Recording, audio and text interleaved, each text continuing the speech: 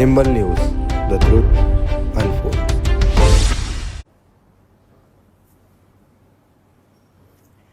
सबको नमस्कार। दिल्ली में ऑक्सीजन की कमी को दूर करने के लिए कई सारे कदम उठाए जा रहे हैं। इस पे हम रात दिन लगे हुए हैं और कुछ जो अहम कदम उठाए गए हैं वो मैं आपके साथ साझा करना चाहूँगा। ये देखने में आया है कि केंद्र सरकार ने जितनी ऑक्सीजन हम लोगों को अलॉट की है, हमें एलोकेशन की है, वो भी उसको भी हमें रिसीव करने में परेशानी इसलिए हो रही है कि टैंकरों की बहुत कमी है। चारों तरफ टैंकरों की कमी है। ऑक्सीजन तो फिर भी इधर उधर मिल जाती है, लेकिन टैंकरों की बहुत कमी है। तो दिल्ली सरकार ने बैंकॉक से 18 टैंकर इंपोर्ट करने का निर्णय लिया है। ये टैंकर कल से आने चालू हो जाएंगे और केंद्र सरकार से हमने इसके लिए एयरफोर्स के प्लेन्स देने के लिए रिक्वेस्ट किया। उनका काफ़ी सकारात्मक रवैया रहा है। बातचीत चल रही है और मैं पूरी उम्मीद करता हूं कि बातचीत सफल रहेगी। केंद्र सरकार का भी पूरा सहयोग मिल रहा है इसमें। तो अगर 18 टैंकर बैंकॉक से कल से आने चालू हो जाएंगे, वो 18 टैंकर आ जाते हैं तो जो ऑक्सीजन को ट्रांसपोर्ट करने की परेशानी आ रही थी वो परेशानी दूर हो जाएगी और हमें अपनी पूरी ऑक्सीजन मिलनी चालू हो जाएगी। दूसरी कि फ्रांस से हम लोग 21 ऑक्सीजन के प्लांट इंपोर्ट कर रहे हैं। रेडी टू यूज़ प्लांट्स हैं ये और तुरंत इनका इस्तेमाल शुरू किया जा सकता है। इससे भी इनको 21 ऑक्सीजन के प्लांट्स को अलग अलग अस्पतालों में लगा देंगे तो उन अस्पतालों में ऑक्सीजन की कमी दूर करने में हम लोगों को मदद मिलेगी। पिछले 4-5 दिन में मैंने देश के कई उद्योगपतियों को चिट्ठी लिखी थी, मदद मांगी थी। देश की सभी मुख्यमंत्रियों को मैंने चिट्ठी लिखी थी, उनसे मदद मांगी थी और हमें बहुत ज़बरदस्त सहयोग मिल रहा है।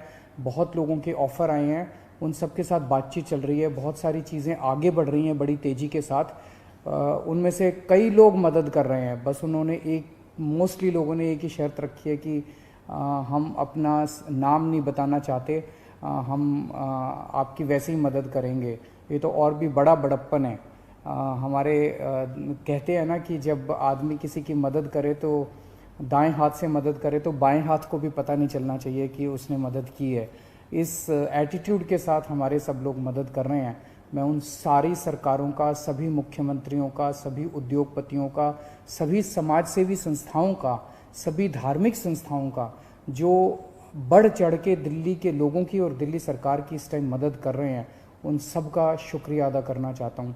अभी जो मैंने अनाउंसमेंट्स की हैं इसमें भी बहुत सारे लोगों का सहयोग है। इतने कम समय में ये तभी संभव हो पाया कि उन कई लोगों ने इसमें मदद की, तभी हम ये टैंकर बैंकॉक से मंगा पा रहे हैं, फ्रांस से ऑक्सीजन के प्लांट्स मंगा पा रहे हैं। पिछले हफ्ते हमने देखा 3 दिन ऐसे थे, बृहस्पतिवार, शुक्रवार और शनिवार, जब दिल्ली में अस्पतालों में बहुत ज़्यादा अफरा तफरी हो गई थी। यहाँ ऑक्सीजन ख़त्म होने वाली है, वहाँ ऑक्सीजन ख़त्म होने वाली है। मैं भी काफ़ी घबरा गया था कि कहीं कोई दिल्ली के अंदर हादसा ना हो जाए कि टाइम पे ऑक्सीजन नहीं पहुँची और कई सारे लोगों की मृत्यु ना हो जाए। पूरी रात जाग के हमने बिताई है। एक फ़ोन कॉल आता था, SOS आता था, मैसेज आता था कि यहाँ ऑक्सीजन ख़त्म होने वाली है। उसको तुरंत कहीं ना कहीं से इंतज़ाम करके हम लोग ऑक्सीजन भिजवाते थे। लेकिन उसके बाद से स्थिति में काफ़ी सुधार हुआ है।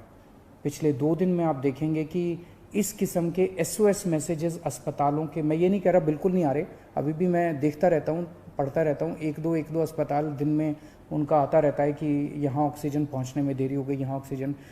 लेकिन जो हालत बृहस्पति, शुक्र और शनि को थी, बिल्कुल पागलपन वाली हालत, ऐसी पिछले 2-3 दिन में अब नहीं है। और इसके लिए दिल्ली सरकार और केंद्र सरकार की टीम्स ने बैठ के, दोनों के अफसरों की टीम्स ने बैठ के बहुत मेहनत की है। कई सारे इश्यूज़ थे इसके ट्रांसपोर्टेशन को लेके और वो बहुत सारे इश्यूज़ थे जो सॉर्ट आउट किए गए हैं। मैं केंद्र सरकार के उन सभी अधिकारियों का और केंद्र सरकार का तहे दिल से शुक्रिया अदा करना चाहता हूं, जिन्होंने इस कठिन घड़ी में हम लोगों का सहयोग किया। और आज सुबह केंद्र सरकार भी इंपोर्ट कर रही है कई सारे टैंकर्स। दिल्ली के लिए 5 अलग से टैंकर केंद्र सरकार ने हमें दिए हैं। उसके लिए भी मैं केंद्र सरकार का शुक्रिया अदा करना चाहता हूँ। अगले 1 महीने के अंदर दिल्ली में हम 44 ऑक्सीजन के प्लांट्स लगाने जा रहे हैं, 44।